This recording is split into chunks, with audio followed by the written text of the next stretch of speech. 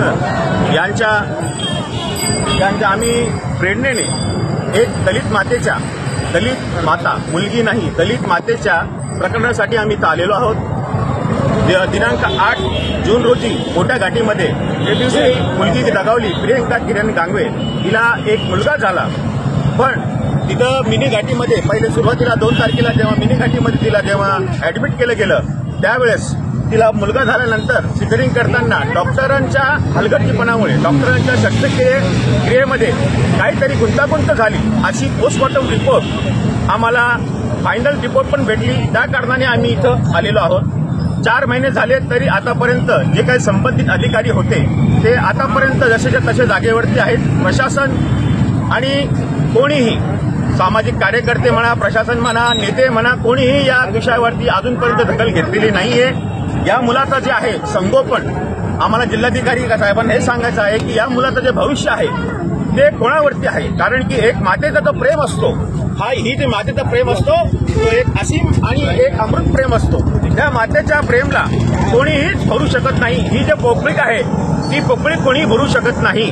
आम्ही या हक्कासाठी सगळे ऑफिसेस चिकलठाणा मोठी घाटी, चिकलठाणा घाटी असो, मोठी घाटी असो, आरोग्य संचालक कार्यालय असो, ग्रामीण पोलीस स्टेशन असो, इथं सगळीकडे आम्ही फिरलो। फक्त त्यांनी आमची हेळसांड केली, बाकी दुसरं काहीच केलं नाही। आज येईल उद्या येईल, आज येईल उद्या येईल असं करत करत त्यांनी आज 4 महिने काढलेत आणि अजूनपर्यंत त्यांचा अहवाल हा गुलदस्त्यातच आहे। आणि जे काही संबंधित अधिकारी होते ते अजूनपर्यंत जिथल्या तिथंच जागेवरती आहेत आणि तिथले मेन म्हणजे सीएस डॉक्टर दयानंद मोती पिवळे, डॉक्टर पद्मजा सराफ, डॉक्टर बसंत शेख आणि बाकी त्यांची जे ओटीतील सहकारी आहेत यांच्यावरती कोणीच काही कार्यवाही केलेली नाहीये। त्याच्यानंतर हा जो प्रकरण घडला त्याच्या 4 दिवसांनंतर डॉक्टर दयानंद मोती पिवळे यांना आरोग्य उपसंचालक यांच्या ठिकाणी त्यांची पदोन्नती होते। ती पदोन्नती कसं काय झाली? जोपर्यंत आमचं प्रकरण झाला ना, आमच्या प्रकरणाचं काही झालं नाही म्हणजे यांची पदोन्नती कशी होते? म्हणजे हे जे लोक आहेत हे पैसे खाऊन पैसे देऊन आपली आपली पदोन्नती करून घेतात। याचा अर्थ असा झाला की तुम्ही तुमच्या पदोन्नतीसाठी दुसऱ्यांचे बळी घेतात। हे जे प्रकरण आहे हे माता मृत्यू प्रकरण नाही आहे, हे खुनाचा प्रकार आहे।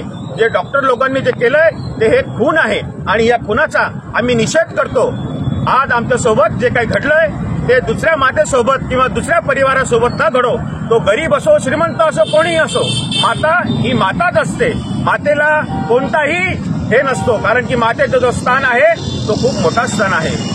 आपण डॉक्टर लोकांना देवाच्या नंतर डॉक्टरांचं जो रूप आहे तो आपण इथं खाली आपण आपल्या या जगामध्ये बघतो, पण डॉक्टर लोकच जर असे करत राहिले तर आम्हाला न्याय आणि आपली जे डॉक्टरांवरती जे आहे तो विश्वास तो पूर्ण उठून जाईल। म्हणून आम्ही 3 महिन्यापूर्वी यावर एक समिती अपॉइंट केली होती, त्याचा अजून निकाल आलेला नाही। याकडे आपण कसं बघतो? अजून त्याचा निकाल आलेला नाही। सगळ्यात पहिली गोष्ट म्हणजे मिनी घाटींनी पहिले आम्हाला जेव्हा निवेदन दिलं की आम्ही याच्यावरती समिती बसू, त्याच्यामध्ये त्यांनी त्या घाटीमधल्याच लोकांचे त्यांचे नावं दिली होती। त्याच्यानंतर त्यांनी स्वतःच्या मनाने दालना घाटीला प्रकरण दिला।